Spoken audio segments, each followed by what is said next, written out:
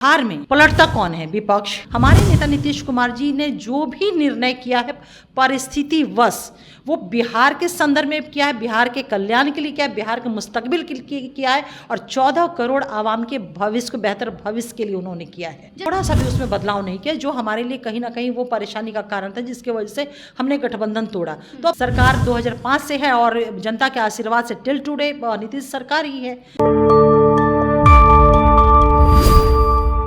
नमस्कार, आप देख रहे हैं न्यूज़ वाइट और मैं हूं आपके साथ निधि सिंह। देखिए, इस वक्त बिहार में सियासी माहौल गरमाया हुआ है। वजह यह है कि आज नीतीश कुमार दिल्ली के लिए रवाना हो रहे हैं और रवाना होने के बाद कयास लगाया जा रहा है कि इस कार्यकारिणी की बैठक में बिहार में कल कुछ भी बदलाव हो सकता है। तो हमारे साथ बातचीत करने के लिए मौजूद हैं जेडीयू की प्रवक्ता अंजुम आरा मैम। क्या कुछ कयास लगाया जा रहा है? क्या लगता है कि कल बिहार में कुछ बड़ा कुछ हो सकता है? बिहार में बड़ा कुछ किस पॉइंट ऑफ व्यू से? हमारी जो बैठक है नेशनल एग्जीक्यूटिव काउंसिल की, उसको लेकर के क्या? नहीं, देखिए, कल जो बैठक होना है, राष्ट्रीय हमारी कार्यकारिणी की बैठक है, उस बैठक में क्या होगा हम लोग अभी से तो उसको फॉरकास्ट नहीं कर सकते, क्योंकि मैं कोई भविष्य वक्ता तो हूँ नहीं।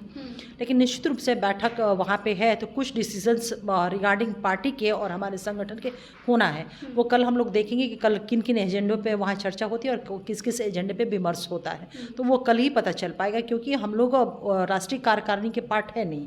तो जब राष्ट्रीय कार्यकारिणी के पार्ट नहीं है तो हम लोग को ये जानकारी भी नहीं है कि किस विषय पे चर्चा होना है, तो कल ही पता चल पाएगा। ऐसा बहुत सारे लोग जो हैं कयास लगा रहे हैं कि नीतीश कुमार अभी एनडीए के साथ हैं, तो उनके वजह से अगर साथ अगर छूट जाता है तो कुर्सी के कारण वो कभी और भी पलटी मार सकते हैं। क्या लगता है? देखिए, ये पलटी शब्द जो यूज़ करते हैं ना आप लोग, हमको बहुत ऑब्जेक्शन इस बात का होता है कि जब अगर पलटी शब्द यूज़ करना है तो हमारे माननीय मुख्यमंत्री नीतीश कुमार से रिलेटेड होकर के ये वर्ड नहीं यूज़ होना चाहिए। क्योंकि आप देखिए कि बिहार में पलटता कौन है? विपक्ष। सत्ता तो नीतीश सरकार 2005 से है और जनता के आशीर्वाद से टिल टुडे नीतीश सरकार ही है।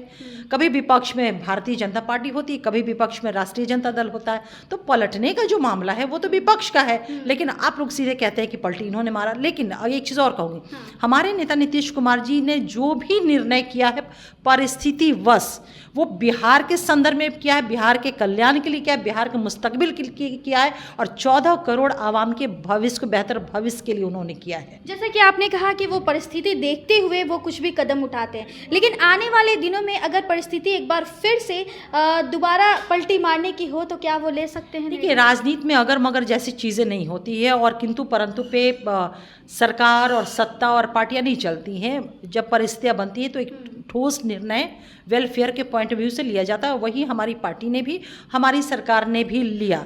और रही बात हमारे माननीय मुख्यमंत्री नीतीश कुमार जी ने तो हमेशा इस बात को कहा ही है कि हमने 2 मौका उन्हें दिया। 2 मौका हम महागठबंधन में राष्ट्रीय जनता दल के साथ मिलकर के हमारी सरकार बनी, लेकिन जो उनका चाल चरित्र चेहरा था पॉलिटिक्स को लेकर के, उन्होंने थोड़ा सा भी उसमें बदलाव नहीं किया, जो हमारे लिए कहीं ना कहीं वो परेशानी का कारण था, जिसकी वजह से हमने गठबंधन तोड़ा।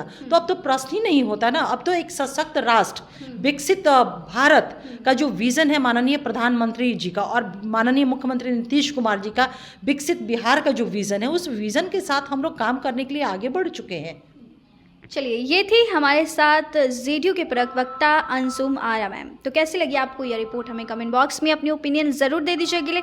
ऐसे ही तमाम देश दुनिया की खबरों के साथ जुड़े रहे हमारे चैनल न्यूज़ वाइट के साथ। बहुत बहुत धन्यवाद।